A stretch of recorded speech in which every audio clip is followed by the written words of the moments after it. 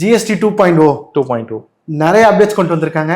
So அந்த updates பற்றி என்ன சார் நினைக்கிறீங்க? ஜிஎஸ்டி 2.0 வந்து ஒரு வரவேற்புக்குரிய விஷயம், ரொம்ப வரவேற்புக்குரிய விஷயம். நான் ஜிஎஸ்டி வந்து நிலி மோர் தென் 8 இயர்ஸ் ஆயிடுச்சு. ஸோ நம்ம ஏற்கனவே நம்ம முன்னாடிலாம் பேசிகிட்டு இருந்த மாதிரி ஜிஎஸ்டி ஒரு கஷ்டமான சட்டம் தான், கவர்மெண்ட் சைட்லேயும் சரி மக்கள் சைட்லேயும் சரி.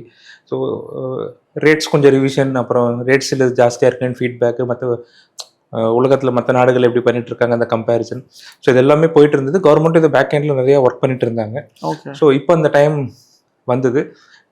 நவராத்திரி ஃபர்ஸ்ட் டேலேருந்து, செப்டம்பர் 22 பொதுமக்களுக்கு ஒரு தீபாவளி கிஃப்ட் முன்னாடியே கொடுத்த மாதிரி.